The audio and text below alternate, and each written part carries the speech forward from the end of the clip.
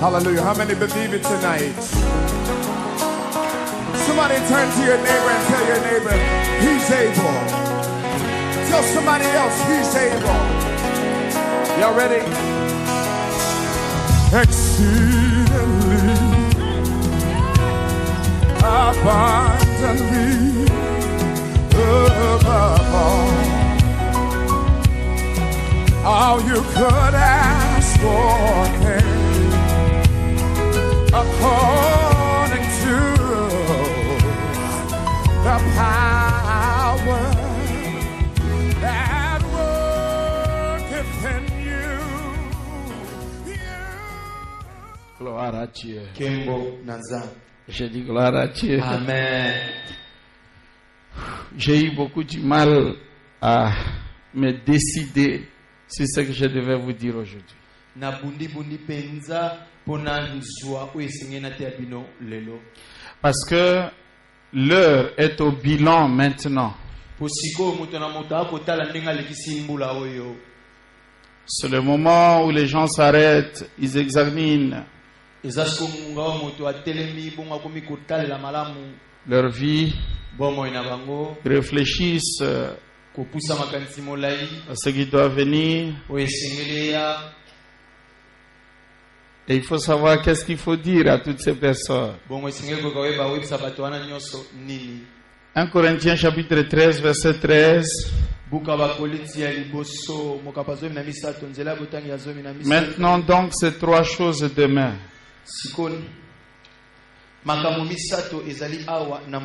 La foi, l'espérance, la charité. Mais la plus grande de ces choses, c'est la charité. Maintenant donc ces trois choses demain. La foi, l'espérance, la charité. Et la plus grande de toutes, c'est la charité. Amen. Amen. Un jour, j'étais en train de regarder un enfant qui venait de commencer ses premiers pas d'école.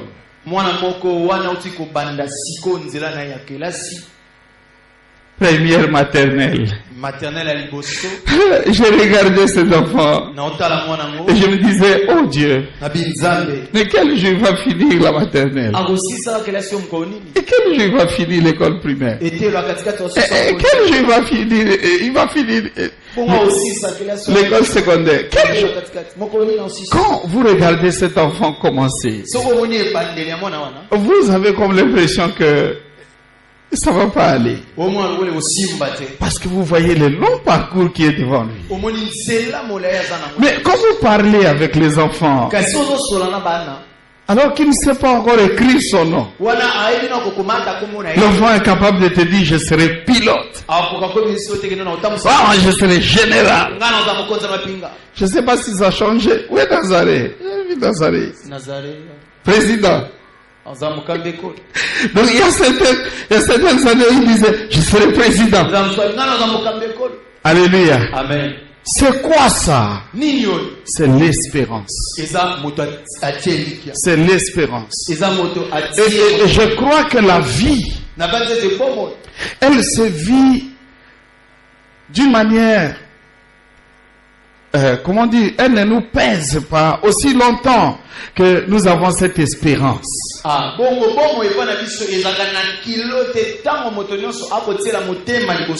Peu importe ce à quoi tu fais face aujourd'hui, peu importe ce par quoi tu passes, mais aussi longtemps qu'il y a une certaine espérance, eh bien quelque part tout va bien. Alléluia. Amen. Alléluia. Amen.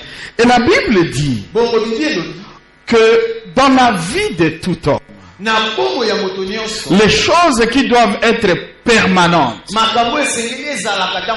qui ne doivent pas passer, les choses qu'on ne doit pas perdre. Elles sont au moins au nombre de 3. Et la première de ces choses, c'est moi qui ai voulu renverser, mais la première de ces choses, pour moi ce matin, c'est l'espérance.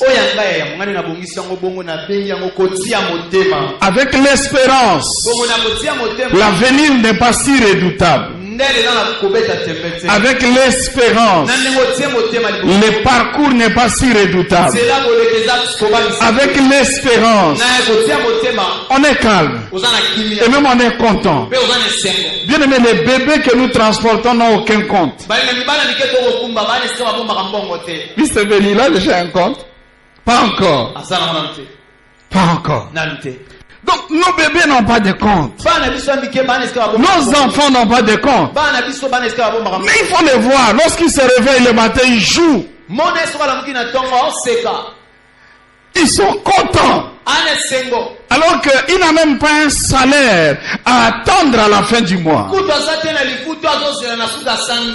allez l'inscrire dans une école, il va à l'école. Et le jour où on va poser un problème de minerva, il vient vous poser ses problèmes. Et il ne faut pas essayer de lui dire qu'il n'y a pas l'argent. Les enfants, ils sont là, ils savent que tout va bien.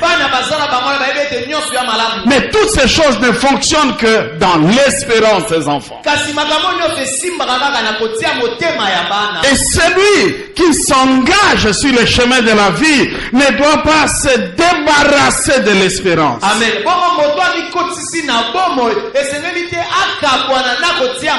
Fais un effort dans ta vie, mon ami, pour ne pas te détourner de l'espérance. Écoute-moi très bien. Même celui que tu crois être sorcier aujourd'hui, Satan aujourd'hui, peut se convertir demain. Amen.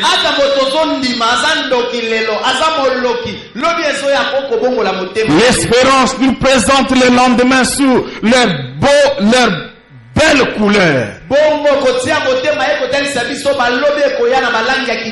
Donc on est là, même si on souffre, mais on sait et on croit que demain ça sera meilleur.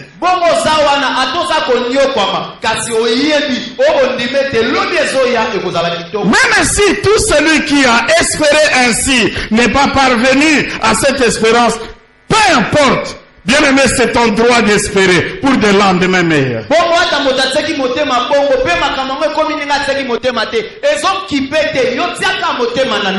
Toutes les espérances sont des espérances, mais l'espérance que nous avons en Dieu est une espérance certaine.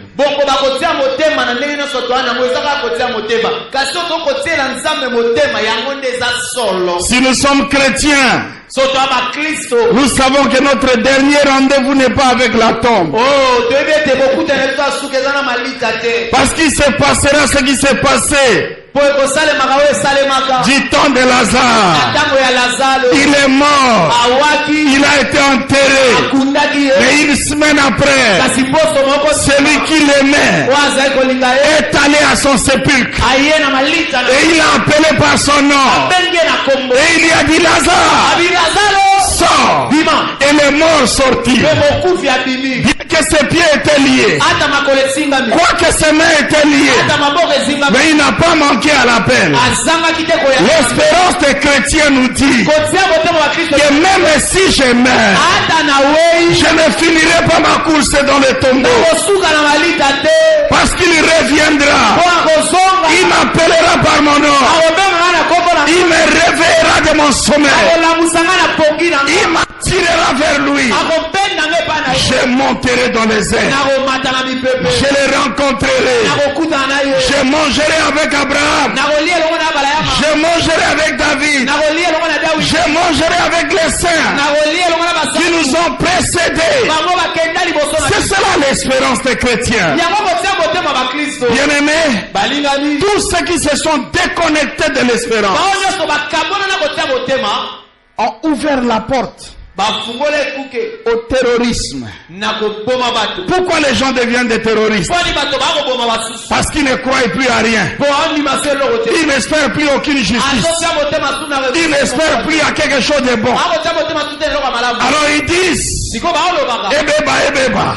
Mais nous avons une espérance. Cette espérance est en Dieu.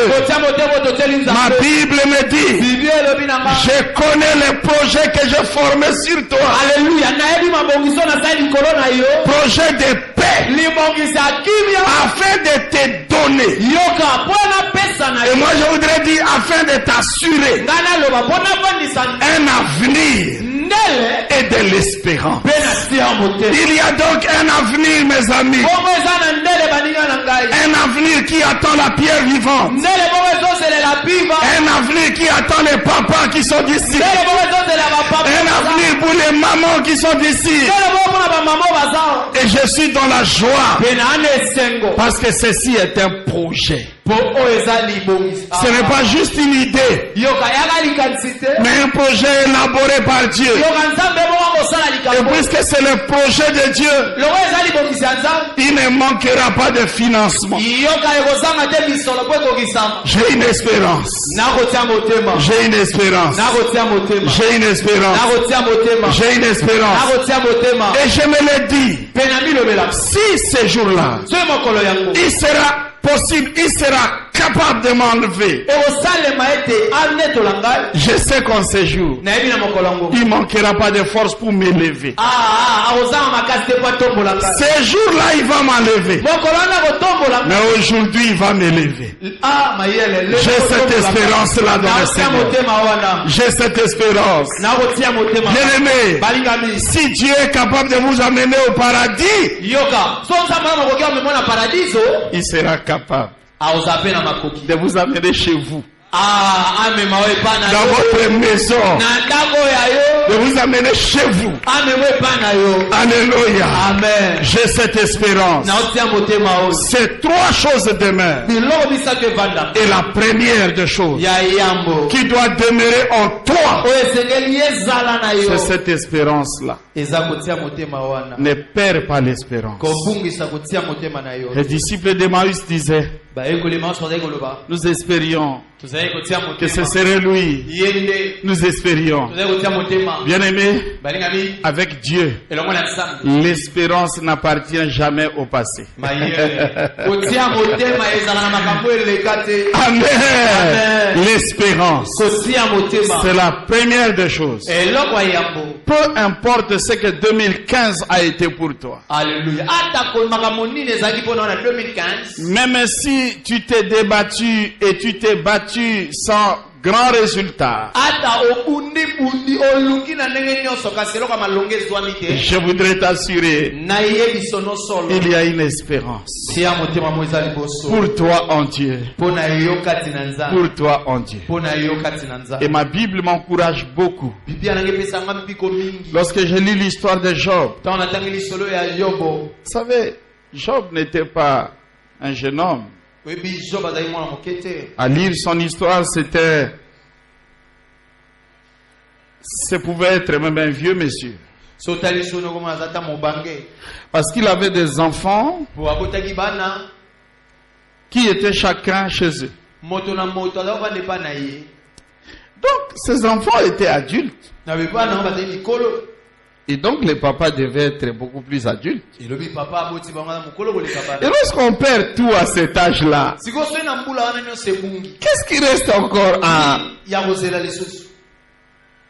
Mais voyez-vous, ma Bible me dit, le Seigneur l'avait restauré. Il lui a donné les meilleures filles de l'Orient. Et je ne sais pas pourquoi on parle de ces filles. Mais je crois qu'elles étaient exceptionnelles, ces filles. Et vous voulez que je vous dise, il n'est pas mort avant de les avoir mariées. Job n'est pas mort avant de les avoir mettre au monde. Vu mettre au monde. Il n'est pas mort. Dieu lui a accordé une seconde session de la vie. Une seconde session de la vie. C'est pourquoi j'ai dit longue vie à vous. Longue vie à vous. Longue vie à vous. Longue vie à vous. Je dis amen à votre place. Amen. Béni soit le Seigneur. Béni soit le Seigneur. La deuxième chose qui doit demeurer, mes amis, c'est la foi. Dites avec moi la foi. La foi, c'est une assurance, une certitude. Et cette certitude se repose au moins sur ces trois vérités. La première, c'est l'assurance que Dieu est. L'assurance que Dieu existe. J'aime souvent quand les gens viennent à mon bureau pour me dire, pasteur, Dieu existe. Alors au fond de mon cœur, je me dis, c'est la première, est-ce que c'est seulement aujourd'hui qu'il comprend que Dieu existe? Non, il savait. Mais fort de ce qu'il vient de vivre, maintenant il peut encore lui-même proclamer ça. Dieu existe. Est-ce que quelqu'un peut dire ça avec moi? Dieu existe. C'est la première assurance. Bien aimé, si Dieu existe, les choses ne finiront pas mal. Ça va pas mal se passer. Alléluia. Amen. Dans le psaume 124, à partir du premier verset, la Bible dit, sans l'Éternel qui nous protégea, qu'Israël le dise. Sans l'Éternel qui nous protégea, quand les hommes s'élevèrent contre nous, ils nous auraient engloutis tout vivants. Quand leur colère s'enflamma contre nous, alors les eaux nous auraient submergés. Les torrents auraient passé sur notre âme. Alors aurait passé sur notre âme les flots impétueux.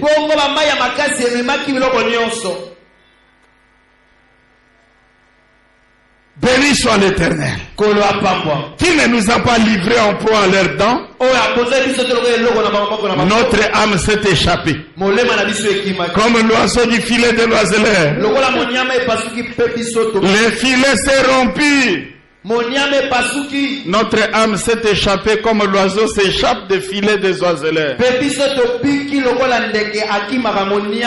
filets s'est rompu et nous nous sommes échappés. Notre secours est dans le nom de l'Éternel, qui a fait les cieux et la terre. Qu'est-ce que le psalmiste essaye de se rappeler?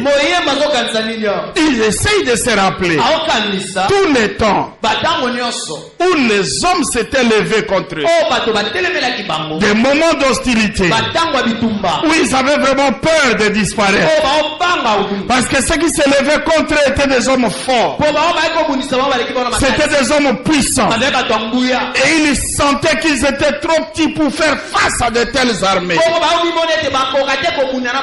Mais l'Éternel qui existe s'était levé et les avait protégés. Il n'avait pas livré leur âme à la mort. Il ne les avait pas livrés à la destruction. Il les avait protégés. C'est pourquoi les hommes forts n'ont pas eu raison d'eux. Les inondations n'ont pas eu raison d'eux. La destruction n'a pas eu raison d'eux. Et pourquoi? Parce que Dieu existe. Mes amis, Dieu existe. Je dis que Dieu existe. Regardez-moi. Le sida. Le sida est une maladie terrible. Terrible. Mais même le sida ne pourra pas tuer tout le monde. Parce que Dieu existe. Je dis que Dieu existe. Le cancer n'a pas fait des victimes, de tous ceux qui ont souffert de cancer. Il y a des gens qui ont souffert de cancer et qui ont été guéris au plus grand étonnement de leur médecin. Pourquoi? Pourquoi? Parce que Dieu existe. Parce que Dieu existe. Ce matin, la foi, c'est cette assurance. Même si ça ne peut pas marcher pour moi. Et comme Dieu existe. Comme Dieu existe. Comme Dieu existe. Alléluia. Amen. Alléluia. Amen. Alléluia. Amen. Nous avons cette assurance. Parce que Dieu existe. Dieu existe. Et vendredi, j'ai vécu une histoire terrible.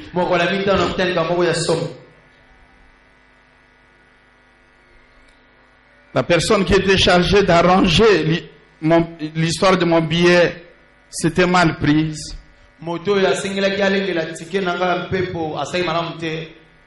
Et autour de 11 heures, on m'appelle pour me dire, pasteur, on a un problème ici. Il n'y a pas de place pour toi dans cet avion. J'avais déjà raté mercredi. J'étais sur le point de rater encore vendredi. Mais c'est quoi cette histoire? Alléluia. Amen. J'avais promis à certaines personnes que je devais être là vendredi. Pour elles. J'avais décliné même des invitations à Lumbashi parce que j'avais un rendez-vous. Maintenant, on me dit, il n'y a pas de place. Seigneur, comment ça va se passer? Alors, j'ai appelé le pasteur chez qui je travaille à Lumbashi. Il m'a dit, non, pasteur, calme-toi, je vais faire des courses, je vais essayer de voir ça. Finalement, il est parti. On a changé les billets. On a trouvé une place en business class. Et voilà. Et je voyage en business. C'est bien parfois. C'est bien parfois de rencontrer des problèmes comme ça. Pour qu'on te change de classe. Parce que Dieu existe. Alléluia. S'il n'y avait pas de complications, j'aurais voyagé en économie. Mais à cause des complications, voyager en business. Amen. Amen. Dieu existe. Dieu existe. Et la foi, c'est cette assurance. Bien aimé, le deuxième fondement de notre foi, Dieu sait. Dieu sait. Jean chapitre 6. Du 3 au 6e verset. Jésus monta sur la montagne. Et là il s'assit avec ses disciples. Or la Pâque était proche, la fête des Juifs. Ayant levé les yeux, voyant qu'une grande foule venait à lui, Jésus dit à Philippe, où achèterons-nous des pains pour que ces gens aient à manger? Il disait cela pour l'éprouver, car il savait ce qu'il allait faire. Bien aimé, écoute-moi, il y a des choses qui te dépassent, mais Dieu sait exactement ce qu'il va faire. Dieu sait ce qu'il va faire. Parfois notre ignorance nous pose des problèmes. C'était presque la dernière consultation de mon épouse.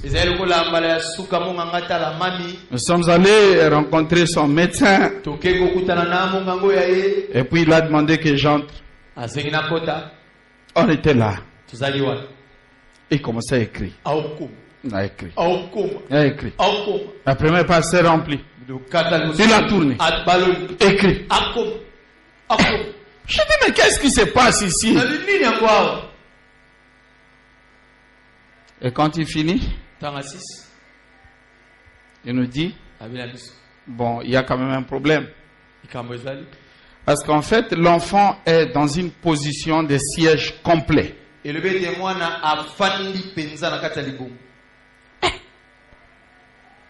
Bien aimé.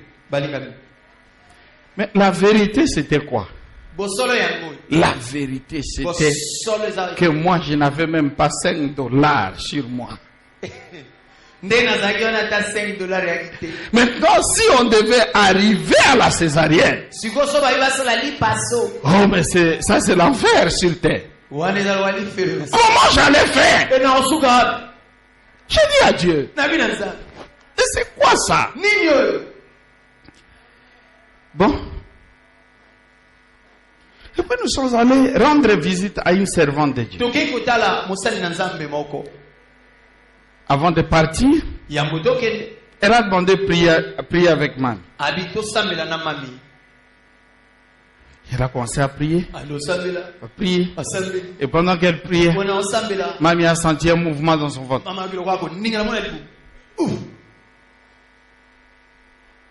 Alléluia. Amen.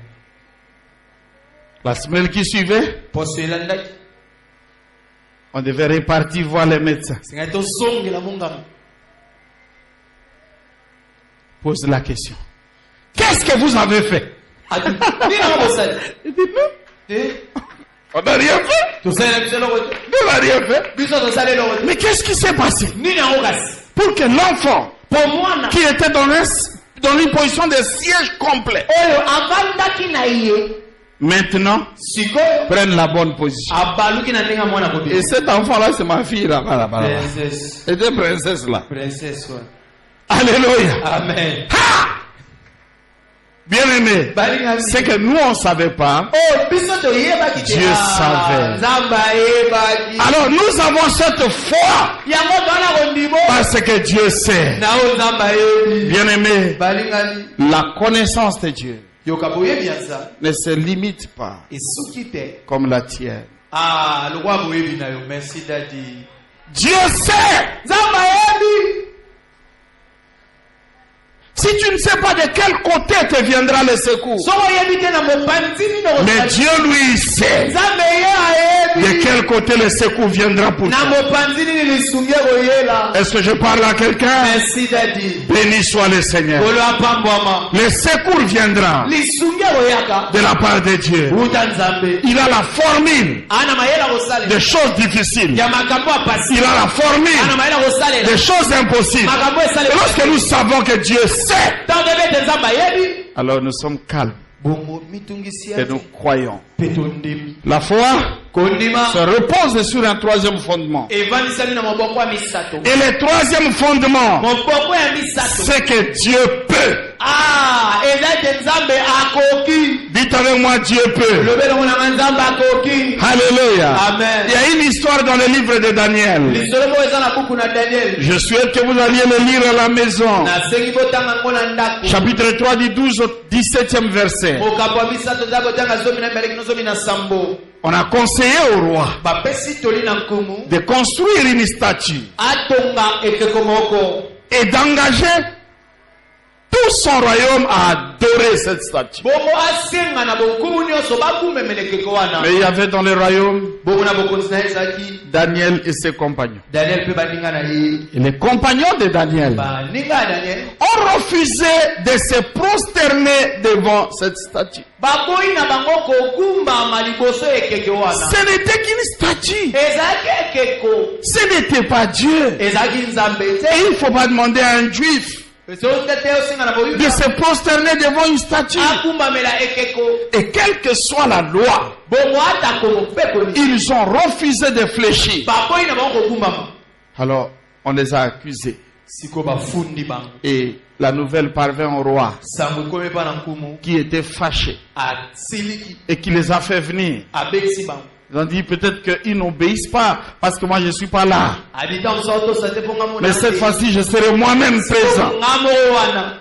Et je vais faire sonner la trompette. Et je vais les obliger à se prosterner.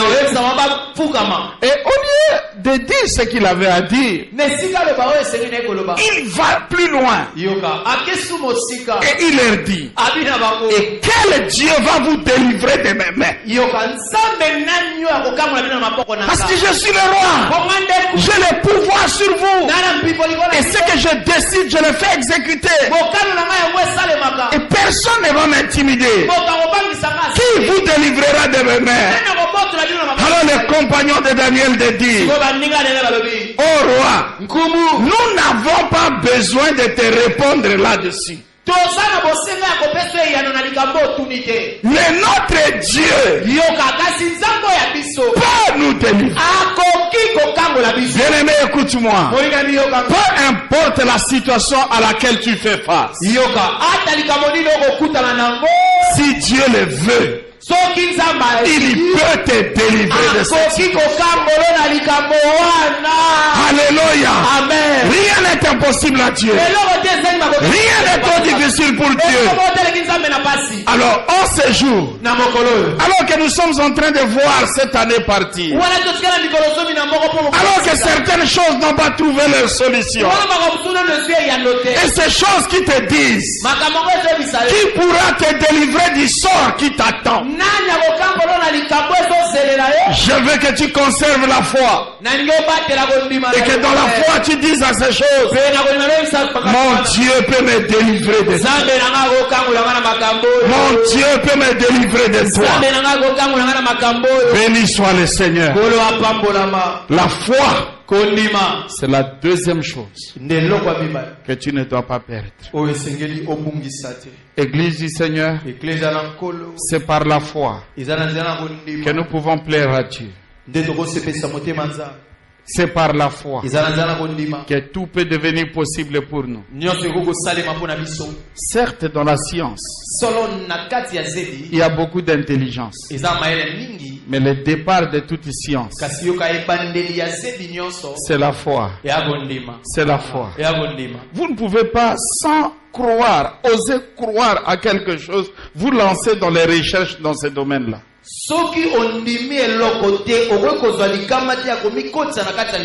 Le point de départ de toute recherche, c'est quand même de croire qu'il peut y avoir un résultat. Amen. Même si ce résultat n'est pas évident, mais tu commences par croire que on peut avoir un résultat. Bien aimé, là où il n'y a pas la foi, tout devient impossible. C'est pourquoi il ne faut pas perdre la foi. Tu peux perdre l'argent, mais ne perds pas la foi en Dieu, qui est capable de te donner de l'argent encore. La Bible dit que dans ces jours qui sont les derniers, les justes de Dieu vivra par la foi. Par la foi. Et que dirais-je encore? Car le temps me manquerait pour vous parler de Gédéon, de Barak, de Samson, de Jephthé, de David, de Samuel et des prophètes qui par la foi vainquirent le royaume, exercèrent la justice, obtinrent des promesses, fermèrent la gueule des lions, éteignirent la puissance du feu, échappèrent aux tranchants de l'épée, guérirent de leur maladie, furent vaillants à la guerre, mirent en fuite des armées étrangères, et des femmes recouvrèrent leur mort par la résurrection. Pourquoi? Parce qu'ils avaient osé croire. La foi a la puissance sur l'impossible. C'est pourquoi, mes amis, peu importe ce à quoi vous passez, gardez la foi. Je dis gardez la foi.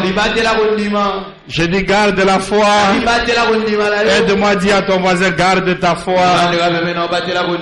Amen. Amen. Dis-lui, même le Dieu qui était mort Même le Dieu qui était mort est déjà ressuscité avec les mêmes pouvoirs. Alors garde ta foi. Garde ta foi. Garde ta foi. Amen. Amen. Amen. Amen. Même la mort n'a pas su le dépouiller de ce pouvoir divin. Alors garde ta foi. Je dis amen à la place de quelqu'un. Béni soit le Seigneur. C'est pourquoi l'apôtre Paul a dit: j'ai combattu les bons combats. J'ai gardé la foi. La foi, c'est l'une des choses qui doit demeurer. Amen. Amen. Amen. Amen. Gloire à Dieu. Quand je parle aujourd'hui, je suis dans la joie. Parce qu'en face de moi, il y a Papa JP là-bas. Papa JP fait un peu ça. Il y a deux Papa JP, mais je parle de la dernière fois, on était à genoux là en train de prier. Dieu m'a envoyé chez toi. Et il m'a dit: implore ma miséricorde pour lui. C'était tout. Amen. Amen. Amen. Amen. Et je suis allé, j'ai mis mes genoux à terre, j'ai prié. Et je suis parti. Je ne voulais pas revenir là-bas. Je voulais te voir ici. Alors je bénis Dieu. Parce que je te vois là-bas. Garde la foi, mon ami. Même lorsque ta santé commence à t'éprouver, garde la foi.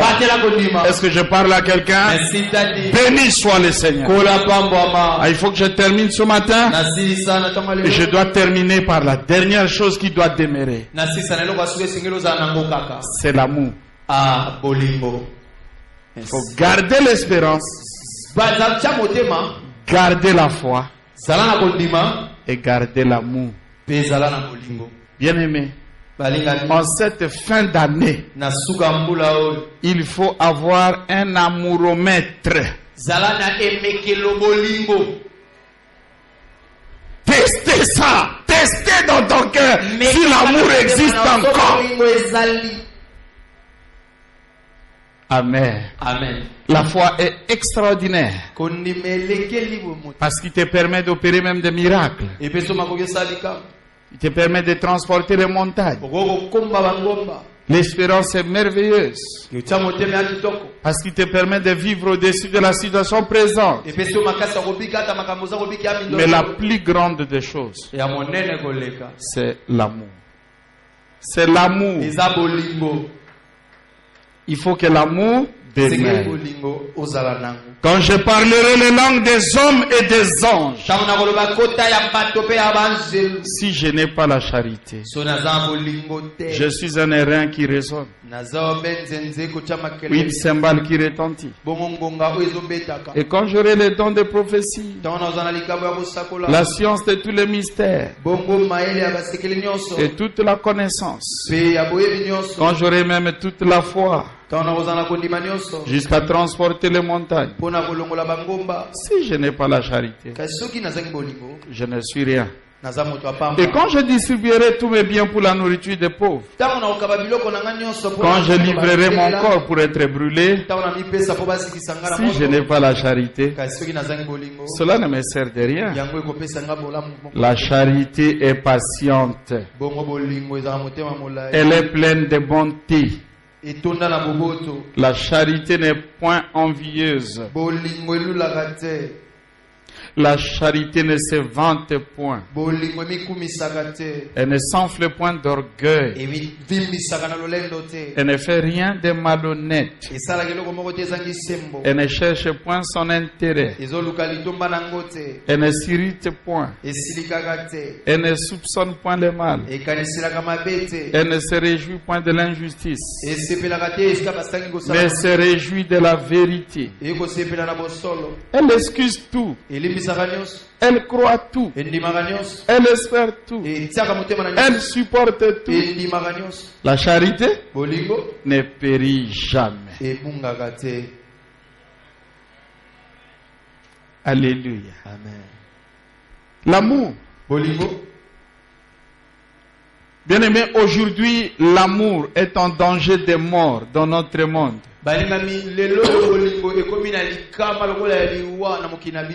Personnellement, quand quelqu'un me dit je t'aime, je commence à trembler. Parce que je ne sais pas ce qui va venir après. Celui qui aime la pomme, qu'est-ce qu'il fait? Celui qui aime le porc, qu'est-ce qu'il fait?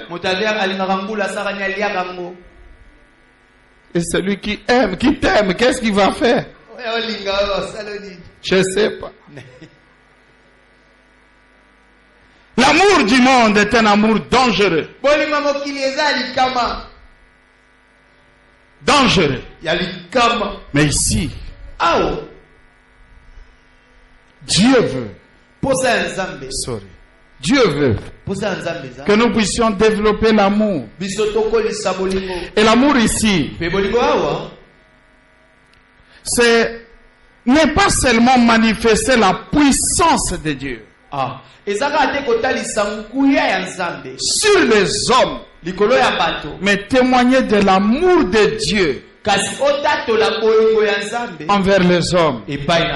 Je dis à Dieu, ce que je veux que tu fasses avec moi,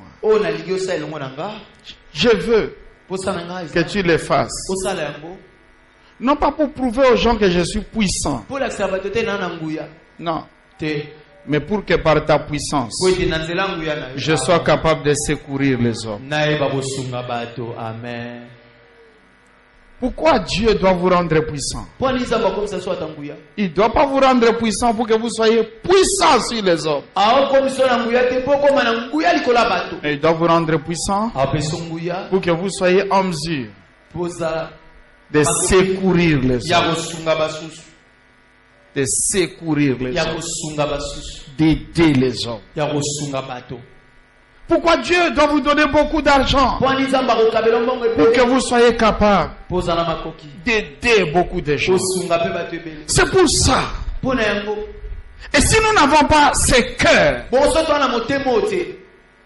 si nous n'avons pas cet amour, peu importe l'espérance que nous pouvons développer, la foi que nous devons avoir, la puissance que nous devons manifester, la Bible dit, nous ne sommes rien. Si tu n'as pas l'amour, tu es inutile. Si tu n'as pas l'amour, tu es de trop. Si tu n'as pas l'amour, tu ne sers de rien. Donc notre utilité, notre importance dépend de notre amour envers les frères, envers nos sœurs, de l'amour que nous avons pour Dieu. C'est ton amour qui te rend utile à Dieu et aux autres. Si tu n'aimes pas, tu ne sers de rien. Ici dans notre pays, il y a toujours quelque chose qui me touche. Parfois je me pose la question. Celui-là, comment il est devenu médecin? Il y a beaucoup de médecins qui n'ont pas la vocation d'être médecins. N'est-ce pas? Pas la vocation.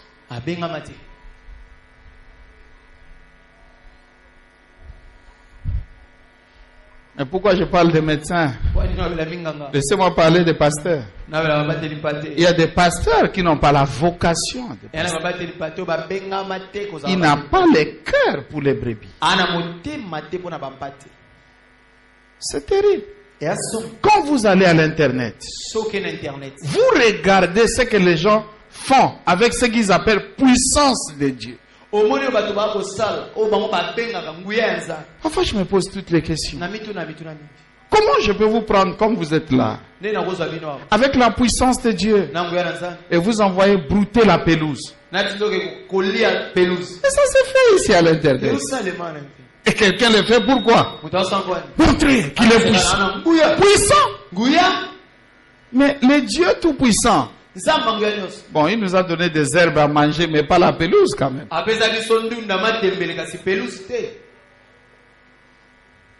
Et moi, ce qui m'étonne, c'est qu'il y a toujours des gens prêts à croire de tels miracles. C'est peut-être un miracle, mais sans amour. Amen. Amen. Ce n'est pas mon plaisir de voir les gens tomber ici partout.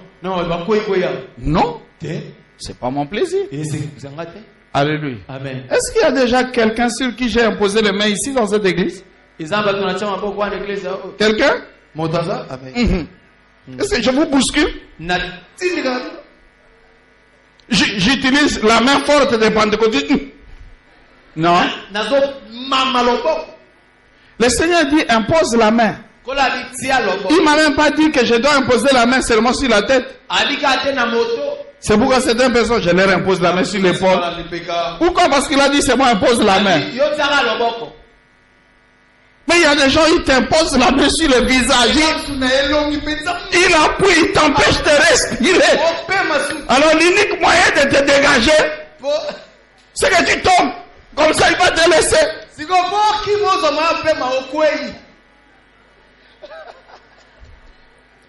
Bien aimé, si quelqu'un tombe, que ce soit Dieu qui le fait tomber. Parce que Dieu sait ce qu'il est en train de faire à ce moment-là. Mais quel plaisir je vais avoir de vous voir tomber. Je ne pourrais pas nettoyer vos habits.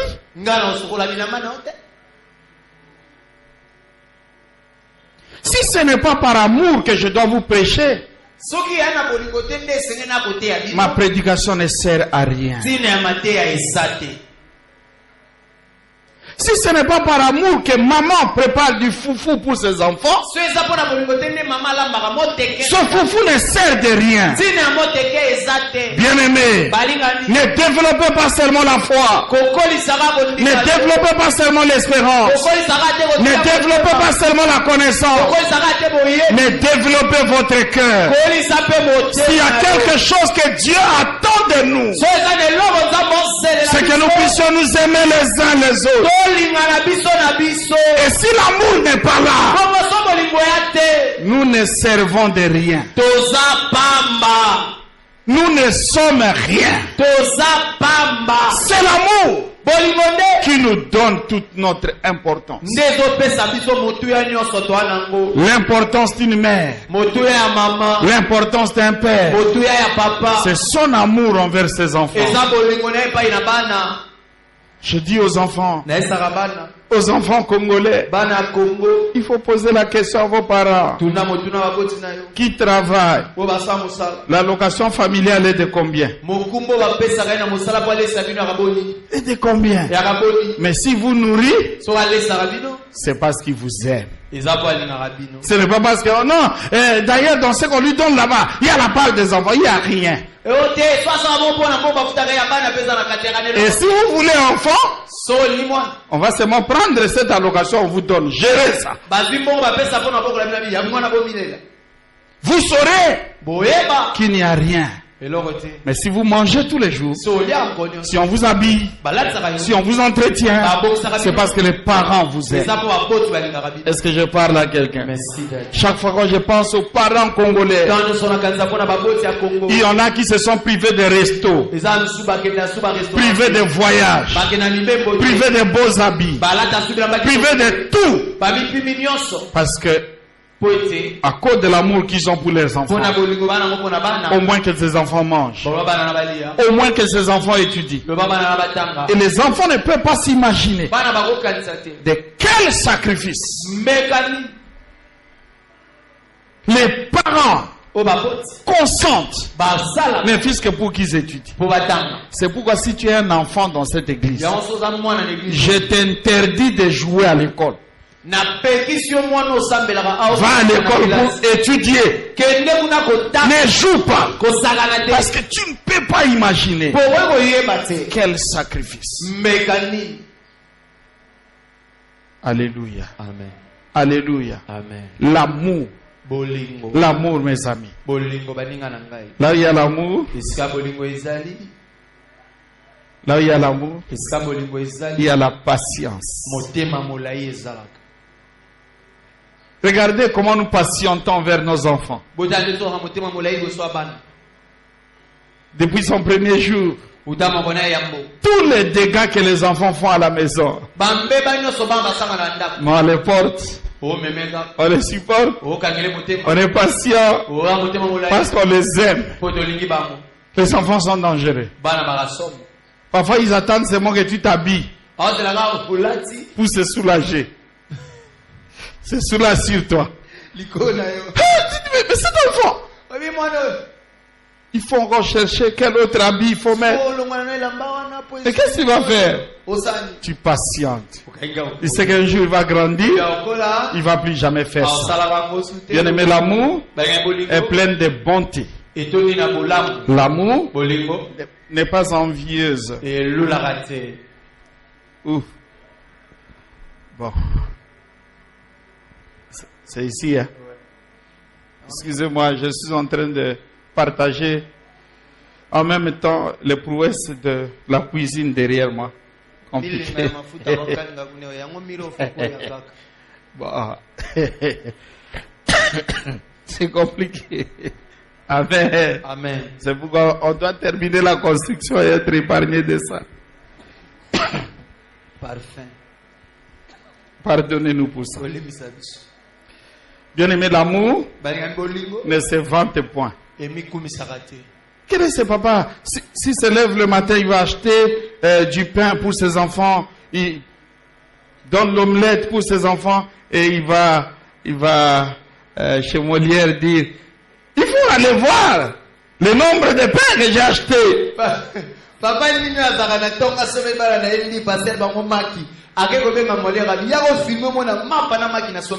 on fait pas ces publicités parce que ce que nous faisons pour nos enfants, nous les faisons par amour. Amen. Amen. Là il y a l'amour, mes amis, il n'y a donc pas d'orgueil. Là il y a l'amour, il n'y a pas lieu pour la malhonnêteté. On est honnête, on est sincère. On ne doit pas être malhonnête dans l'amour.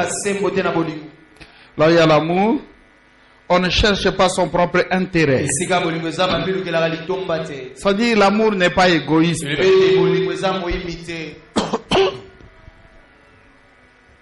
L'amour ne cherche pas à se satisfaire soi-même. L'amour ne s'irrite point. L'amour ne soupçonne pas le mal. Un jour, j'ai accompagné quelqu'un manger chez sa fiancée. Mais la fiancée là, elle ne savait pas préparer. On pouvait voir dans la soupe que l'eau avait sa part et que... Oh! Mais j'étais étonné de voir l'ami comment il mangeait. Je n'aime pas beaucoup du piment, mais ce jour-là, j'ai réclamé du piment parce que j'étais en train de gérer. Mais l'ami était là en train de conseiller de manger. Alors j'ai compris que c'était l'amour.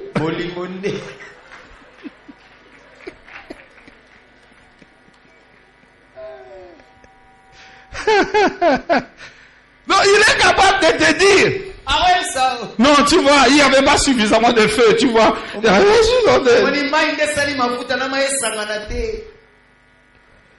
L'amour ne soupçonne pas le mal. Alléluia. Amen. Gloire à Dieu. L'amour ne se réjouit point de l'injustice. Non, tu ne peux pas être content que l'autre souffre. Ah oui. Non. Ça ne se passe pas comme ça dans la vie. Amen. Amen. Ce qui arrive à l'autre t'arrive à toi. Et la partie qui me touche le plus, c'est le verset 7. L'amour excuse tout Dites ça un peu avec moi. L'amour excuse tout. Bien aimé, si vous voyez deux personnes qui ont fait 50 ans de vie ensemble, ce n'est pas que ce sont des anges et tout va bien, mais ils ont appris une chose. Ils se pardonnent. Amen. Amen. Et on ne compte pas le nombre de fois où on se pardonne. Un jour, je suis allé dans une maison. Ce bien-aimé il avait acheté un cahier brouillon. Et chaque fois que son épouse l'offensait, il écrivait là-bas. Et le cahier brouillon s'est rempli. Il a écrit même sur la couverture. Et à la fin, il dit voilà pourquoi je dois divorcer. L'amour pardonne tout.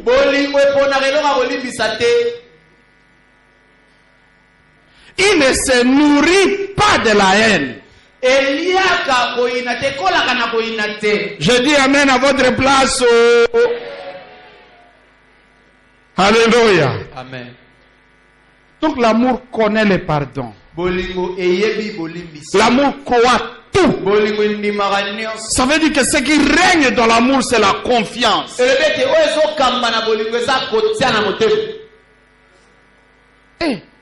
Il y a des mariés qui ne se font plus confiance.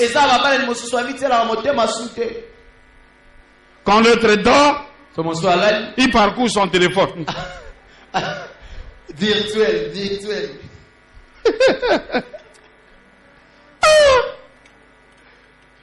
Alléluia. Amen. Bon. Moi, le code de mon téléphone, mon épouse connaît. Elle peut accéder à mon téléphone quand elle veut. Alléluia. Et il y a des papas qui ont acheté des téléphones digitales. Code. Mais maman peut cause à mailler la code à Mukarabuta Zimoussa.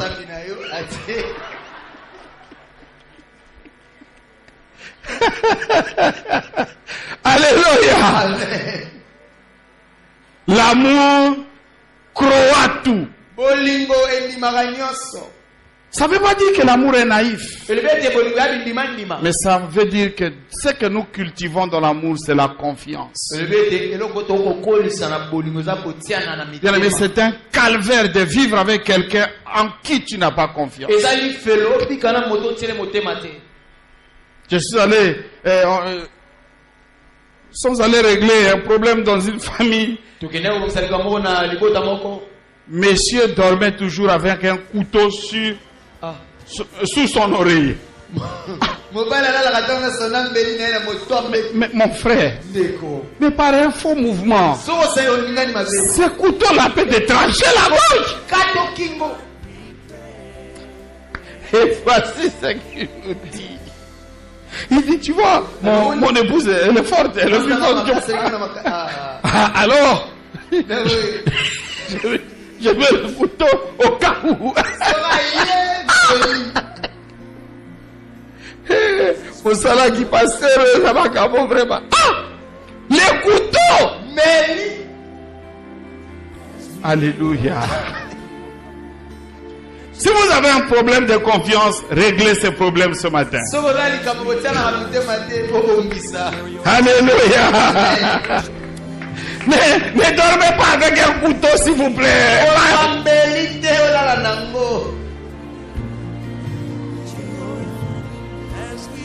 L'amour espère tout.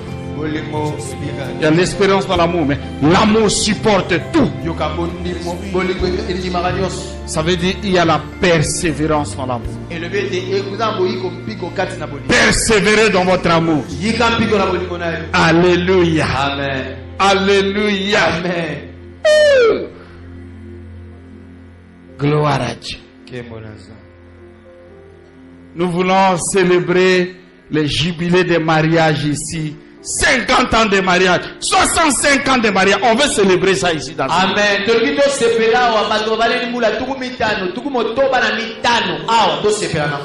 N'est-ce pas? Amen.